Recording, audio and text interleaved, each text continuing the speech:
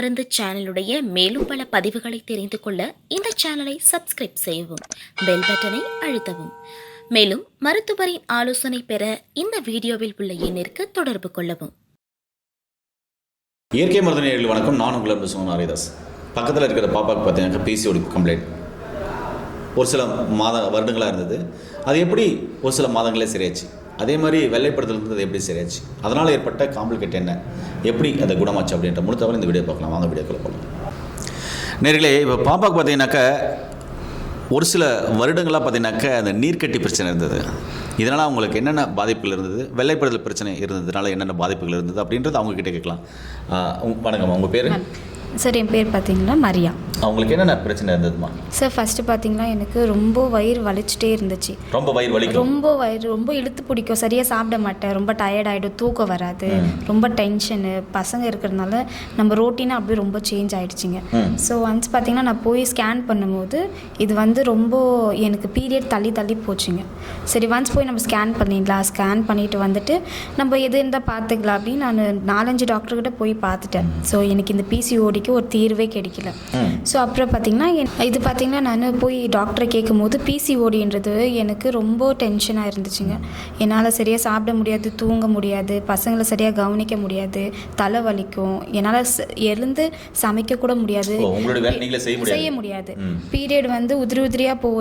ஒரு மாதம் எனக்கு போகாமல் ஸ்டாப் ஆகிட்டே இருந்துச்சு, போகாமல் இருக்கும். அப்படியே ஒரு மாதிரி எனக்குள்ளே டிப்ரெஷன் ஸ்டார்ட் ஆச்சு. இதுக்கு ஒரு தீர்வே இல்லையா, இதுக்கு நம்ம போய் எங்கே பார்க்கலாம், எங்கே பார்த்தா சரியாகும் சரின்னு எங்கள் சிஸ்டர் சொன்னாங்க. இந்த மாதிரி ஏஞ்சல் கிளினிக் இருக்குது கந்திகுப்பம், நீங்கள் போய் அங்கே பாருங்கள், சித்தா கிளினிக்குன்னு சொன்னாங்க. ஸோ அதில் போய் பார்த்தோம். அவங்க 2-3 மண்டலம் ஆகும்னு சொன்னாங்க. அந்த சான்ஸே இல்லைங்க. அதுக்கு முன்னாடியே பார்த்தீங்கன்னா சரியாயிடுச்சு சொன்னாங்க. அதுக்கு முன்னாடியே எனக்கு எல்லாமே கிளியர் ஆயிடுச்சு. நான் போய் திரும்ப ஒரு டவுட்டாக டெஸ்ட் பண்ணி பார்க்கலாம், என்னோட யூட்ரஸை போய் நான் இன்னொரு வாட்டி நம்ம டெஸ்ட் பண்ணலாம், பிசிஓடி எனக்கு இருக்கா இல்லையா, இல்லை இவங்க இவ்வளோ நாள் சொன்னாங்களே இது எனக்கு ரொம்ப குறைவாகவே தீர்வு வந்துடுச்சு. சரி, நான் போய் டெஸ்ட் பண்ணதுக்கு உனக்கு பிசிஓடியே இல்லைம்மா, யூஆர் ஆல்ரைட், நீங்கள் சுத்தமாக பார்த்தீங்கன்னா கம்ப்ளீட்டாக இருக்கீங்க. அந்த டாக்டர் கேட்குறாங்க உங்களுக்கு எங்கே போய் சரியாச்சு, நீங்கள் இவ்வளோ நாள் டேப்லெட் நான் எடுக்கணும்னு சொன்னேனே, நீங்கள் இவ்வளோ நாள் நாங்கள் சொல்கிற மாதிரி நீங்கள் இதில் இருக்கணும்னு சொன்னேனே அப்படின்னு சொல்லுறதுக்கு, இல்லை இந்த மாதிரி தான் நான் போன சித்தா, இப்போ நான் எல்லாமே கிளியராக இருக்குது, நான் ஹாப்பியாகவும் இருக்கேன். ஓகேம்மா. இப்போ இந்த வெள்ளைப்படுதல் சம்மந்தமான பிரச்சனை இல்லை, அது இருக்கும்போது உங்களுக்கு என்னென்ன பிரச்சனை, அடிவயிறு வலிச்சா இல்லை எப்படி எல்லாம் பண்ணுச்சு? ரொம்ப பார்த்திங்கன்னா பேண்ட்டி எங்கேயோ போனாலும் நம்ம எடுத்துகிட்டு போக முடியாது, அது ரொம்ப ஸ்டப்பனாக இருந்துச்சு எனக்கு. அப்புறம் நம்ம இருக்கிற சுச்சுவேஷனில் நம்மளோட ஒர்க் ப்ரெஷர் ரொம்ப ஜாஸ்தியாக இருந்துச்சு எனக்கு. அந்த ஒயிட் டிஸ்சார்ஜ்னு சொல்கிறதுக்கே சில பேர்கிட்ட நான் பயந்தேன். யார்கிட்ட போய் இது கன்சல்ட் பண்ணால் நல்லாயிருக்கும், யார்கிட்ட போனாக்கா நம்மளுக்கு ஒரு தீர்வு கிடைக்கும். அது ஏஞ்சல் கிளினிக் வந்தோன்னே எனக்கு ஃபுல்லாகவே கம்ப்ளீட்டாக நல்லா இருக்கு. ஏன்னா இந்த கேள்வி நான் ஏன் கேட்குறேன் அப்படின்னா, எங்கள் குடும்பத்தில் ஒருத்தராக இருக்காங்க, அதாவது என்னோட தங்கச்சின்ற முறையில் இருக்கிறதுனால தான் நான் இந்த கேள்வியை நான் கேட்குறேன். ஏன்னா வீட்டில் இருக்கிற பெரியவர்கள் தான் பார்த்தீங்கன்னாக்கா இன்றைக்கி பெரும்பாலும் இருக்கிற அதாவது பருவமடைந்த பெண் குழந்தைங்க கிட்ட நிறைய பேருக்கு இந்த வெள்ளைப்படுதல் சம்பந்தமான பிரச்சனை இருக்குது. அதை நாம் தான் கேட்கணும், அதை கேட்க மறந்துடுறாங்க. அந்த பெற்றோர்கள் கவனம் இருக்குன்றதுனால தான் இந்த கேள்வி நான் கேட்டேன். சார், நீங்கள் சொல்லுங்கள்.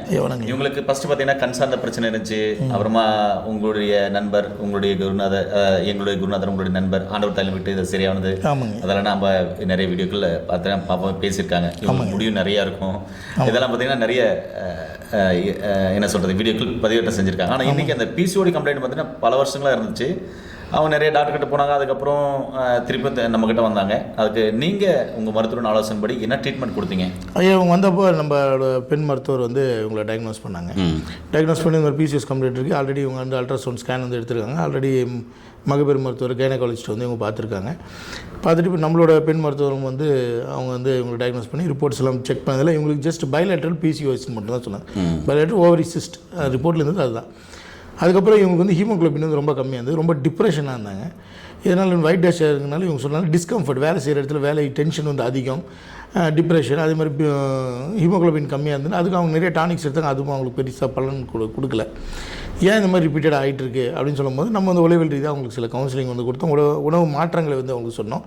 முதல்ல அவங்களுக்கு அப்சார்ப்ஷன், அசிமுலேஷன் சரியாக ஆகலை. ஸோ இது எதனால் அப்படின்னு பார்த்தீங்கன்னா லிவரில் வந்து டிஸ்டர்பன்ஸுக்கு அது இன்ஃப்ளமேஷன் வந்து கிரியேட் ஆகுது. இன்ஃப்ளமேஷன் வந்து இருக்கிறதுனால ஹார்மோன் இம்பேலன்ஸ் வந்து கிரியேட் ஆயிருக்கு. அப்போ ஏன் இவ்வளோ நாள் மருந்து கொடுத்து சரியாகலன்றது இதுதான் ரூட் காஸ். ஓகே. ஸோ முதல்ல அவங்க டைஜஸ்டிவ் சிஸ்டம் வந்து சரி பண்ணணும். இவங்க ஏற்கனவே நம்மளுக்கு ஒரு கேஸ் ஹிஸ்ட்ரி இருக்குது. ஒரு 2 வருஷத்துக்கு முன்னாடி கண் பிரச்சனைக்காக ஐயா முத்துராஜ் ஐயா, மதுரை முத்துராஜ் ஐயா பார்த்து மருந்து ஒரு மாதம் எடுத்தால் கண்ணில் இருக்கக்கூடிய அந்த டிஸ்டர்பன்ஸ் வந்து அப்போ சரியாச்சு. இப்போ அந்த இல்லை உங்களுக்கு. ஆமாம், இல்லை, அந்த கேஸ் ரிப்போர்ட்டில் வந்து டாக்டர் வந்து மென்ஷன் பண்ணியிருக்காங்க இவங்களுக்கு ஏற்கனவே ஹீமோகுளோபின் வந்து கம்மியாக இருக்கிறதால. ஓகே. ஸோ இங்கே வந்து நம்ம பெண் மருத்துவர் அப்போது இல்லாத காரணத்தினால இவங்க கைனகாலஜிஸ்ட் வந்து ரெஃபர் பண்ணிங்க அவங்க ரிலேட்டிவ். ஸோ அதனால் அவங்க ஃபாலோ பண்ணி அங்கே நல்லா இருக்குது, சில பேருக்கு போயிட்டு அங்கே நல்லா இருக்குது. அந்த மருத்துவர் நம்ம நல்ல கைராசியான மருத்துவர் நல்லா பார்த்து ட்ரீட் பண்ணாங்கன்னா அவங்க நம்பிக்கையோடு போனாங்க.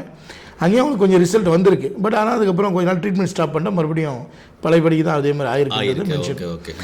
அப்போது நம்மளோட பெண் மருத்துவர் வந்து இவங்களுக்கு நல்லா டயக்னோஸ் பண்ணிவிட்டு, ஸோ நம்மளுக்கு இவங்களுக்கு கவுன்சிலிங் கொடுக்க சொன்னால் நம்ம கவுன்சிலிங் கொடுத்தோம். அவருக்கு மெடிசின்ஸோடு சேர்ந்து எந்த உணவில் மாற்றங்களை கொண்டு வந்து கொடுத்தோம். இவங்களுக்கு வந்து ஆக்சுவலாக என்னென்னா இந்த ஹெட் ஏக் எப்படி கிளியர் ஆகிடுச்சுன்றது ஒரு மேஜிக்னு சொன்னாங்க. மென்சுரல் சிண்ட்ரோம், அதாவது மென்சுரல் ஸ்டார்ட் ஆகிறதுக்கு முன்னாடி ஒரு தலைவலி இருக்கும், என்ன பண்ணலான்னு கேட்டேன். அப்போது இவங்களுக்கு வந்து கிரேப்ஸ், கருப்பு திராட்சை, பன்னீர் திராட்சை, கொட்டை உள்ளது அப்படியே மிக்சியில் அடைச்சி அப்படியே க்ரஷ் பண்ணி அப்படியே டைரெக்டாக எடுத்துக்க சொன்னோம் ஃபில்டர் பண்ணி. கிரேப் சீட் ஆயிலுக்கு வந்து இந்த நல்ல ஆன்டி ஆக்சிடென்ட் ப்ராப்பர்ட்டி இருக்குது. ஓகே. அப்போது அந்த கிரேப் சீடோட அந்த கிரேப்ஸ் வந்து மென்று சாப்பிடும்போது இவங்க சொன்னீங்க எனக்கு மண்டையில் நீர் கொடுத்துங்க, அதெல்லாம் இல்லைம்மா, உங்களுக்கு சில சத்துக்கள் குறைவாக இருக்குது, இது எடுத்துக்குன்னு சொல்லி அவங்களுக்கு வந்து கொடுத்தாங்க. மருத்துவர் வந்து இவங்களோட ஹீமோகுளோபினை இன்க்ரீஸ் பண்ணுறதுக்கு உண்டான மெடிசின்ஸ் வந்து கொடுத்தாங்க. இவங்களுக்கு வந்து காஃப் மசில் கிராம்ஸ், அது சொல்ல மறந்துட்டாங்க. அடிக்கடி காஃப் மசில்ஸ் வந்து கிராம்ப் வந்து ஆகிடும். அப்போ இவங்களுக்கு மெக்னீஷியம் டிஃபிஷியன்ட். அப்போ நிறைய சத்துக்கள் ஏன் இவங்களுக்கு டிஃபிஷியண்டாக இருக்குதுன்னு பார்க்கும்போது செரிமான கோளாறு. அப்போ செரிமான கோளாறு தான் சரி செஞ்சாங்க. லிவர் வந்து இன்ஃப்ளமேஷன் ஆகி அது இன்ஃப்ளமேஷன் ஆகும்போது உடம்புல ஹார்மோன் இம்பேலன்ஸ் வந்து கிரியேட் பண்ணும். இது வந்து தமிழ் மருத்துவத்தில் இது குறிப்பு சொல்லியிருக்காங்க. நிறைய பார்க்கக்கூடிய நேயர்களே வந்து இது என்னமோ வித்தியாசமாக சொல்கிறாரு அப்படின்னு சொல்லி நினைக்கலாம். நீங்கள் வந்து டயக்னோசிஸ் மெத்தட்ஸ் வந்து பார்த்திங்கன்னா பல்வேறு முறைகள் இருக்குது. ஆயுஷ் மருத்துவத்தில், இயற்கை மருத்துவம் மற்றும் தமிழ் மருத்துவத்தில் சித்தால இதை வந்து குறிப்பு வந்து நல்ல கைத்தேர்ந்த மருத்துவர்களுக்கு இது வந்து தெரியும். லிவர் வந்து எவ்வளோ இம்பார்ட்டண்ட்டு, கட்டு ஹெல்த் வந்து எவ்வளோ இம்பார்ட்டண்ட்டு, அதனால் உடம்புல என்னெல்லாம் வந்து பாதிப்புகள் ஏற்படலாம், எந்த விதமான நோய்கள் வந்து அல்லது ஒரு சாதாரண இருக்கக்கூடிய ஒரு நோய் வந்து கிரானிக் டிசீஸ் எப்படி மாறும் அப்படின்றது அவங்க பார்த்து தெரிஞ்சுக்கலாம். ஸோ இவங்களுக்கு வந்து டைஜஷனுக்கு உண்டான மெடிசின்ஸ் கொடுத்தாங்க, அசிமுலேஷன் கிரெக்வித்தன்மை உண்டான. அப்போது ஹீமோகுளோபின் வந்து இம்ப்ரூவ் ஆகும்போது இவங்களுக்கு ஆட்டோமேட்டிக்காக சோர்வு வந்து போயிடுச்சு, பால்பிட்டேஷன் படப்பட போயிடுச்சு, மூட் ஸ்விங்ஸ் அதுவுமே வந்து கிளியர் ஆகிடுது, தலைவலியும் வந்து இல்லாமல் போயிடுச்சு. ஏன்னா சத்து குறைபாடு, அசதி, அப்போ ஆன்டி ஆக்சிடென்ட்ஸ் கொடுக்கும்போது நல்ல தூக்கம் வந்து கிரியேட் ஆச்சு. ஸோ அதனால அது இம்ப்ரூவ்மெண்ட் ஆகுது. ஒயிட் டிஸ்சார்ஜ் வந்து என்னென்னா ஃபங்கல் இன்ஃபெக்ஷன், அதனால் பாடி ஹீட்டு. அப்போது குளிர்ச்சியான பொருட்கள் இவங்க நினைக்கிற தலைவலி வருதுனால குளிர்ச்சியால் தான் ஆகுது, காலில் சில்னஸ் ஆகுது. ஆக்சுவலாக மெக்னீஷியம் டிஃபிஷியன்ட். ஸோ அவங்க மெக்னீஷியம் டிஃபிஷியண்ட்டாக இருக்கனால மெக்னீஷியம் ரிச் ஃபுட்டு சொன்னோம், பைனாப்பிள் எடுத்துக்க சொன்னோம், கொஞ்சம் எல்லாமே கலர்டாக இருக்கக்கூடிய ஃப்ரூட்ஸ் வகைகள், கீரை வகைகள், முருங்கைக்கீரை, இந்த மாதிரியான விஷயங்கள் வந்து எடுத்துக்க சொன்னோம். அப்புறம் எப்சம் சால்ட் டிப்பு வந்து கொடுத்தோம், காலில் வந்து டிப் பண்ணுற இன்சோம்னியா. இவங்க என்ன நினைக்கிறாங்கன்னா நோயோட சேர்ந்து இவங்களுடைய எண்ணங்களும் சேர்ந்து இவங்களை ரொம்ப டயர்ட் ஆகிடுச்சு. என்னென்னா நம்மளுக்கு இப்படி இருக்குது, சரியாகுமா யார் பார்த்தாலும் என்ன நீ எப்போ பார்த்தாலும் சோர்வாக இருக்க புள்ள, நீ என்ன பாப்பா, என்ன அக்கா, தங்கச்சி, இந்த மாதிரி சொல்லி அவங்க ரொம்ப மென்டலி டிஸ்டர்ப் ஆகியிருந்தாங்க. ஸோ இவங்க என்ன தான் மருத்துவர்களை போய் பார்த்து எல்லா இடத்துலையும் போய் சஜஷன் பண்ணாலும் அந்த கவுன்சிலிங் கொடுத்து அந்த விஷயம் வந்து இல்லைன்றது எப்படின்னா இவங்க மருந்து சாப்பிட்றாங்க, ஏன்னா எங்கேயே ரிசல்ட் வரல. அப்போது நம்ம வந்து சிம்டம்ஸை ட்ரீட் பண்ணாமல் நம்ம மருத்துவர்களை என்ன பண்ணியிருக்கு, அவங்களோட ரூட் காசை ட்ரீட் பண்ணும்போது இந்த ரிசல்ட் வந்து அவங்களுக்கு கிடைச்சிருச்சு. அவங்க ஆட்டோமேட்டிக் கான்ஃபிடென்ட்டாக ஃபீல் பண்ண ஆரம்பிச்சிட்டாங்க. ஃபீல் பண்ணனால இது வந்து கிளியர் ஆகிடுச்சு. ஒயிட் டிஸ்சார்ஜுமே வந்து பார்த்திங்கன்னா முருங்கைப்பூ வந்து பாலில் கொதிக்க வச்சு நம்ம மருத்துவர் வந்து சொல்லியிருந்தாங்க, அது சாப்பிடும்போது அவங்களுக்கு நல்ல ரிசல்ட் இருந்தது. அதுக்குண்டான மருந்துகள் எடுத்தாங்க. கிட்டத்தட்ட ஒரு 20 நாட்கள்லேயே அது அவங்களுக்கு நல்ல கிளியர் ஆகிடுச்சு. அதுக்கப்புறம் மொதல் சைக்கிள் வந்து கொஞ்சம் டைமில் இருந்தது, 2வது சைக்கிள் கொஞ்சம் டிலே இருந்து, 3rd சைக்கிள் வந்து நார்மல் ஆகிடுச்சு. இவங்க என்ன பண்ணுங்க, இவங்களே போய்ட்டு ஒரு அல்ட்ராசவுண்ட் ஸ்கேன் எடுத்து போட்டுருக்காங்க, கரெக்டாக இருக்கான்னு சொல்லிட்டு.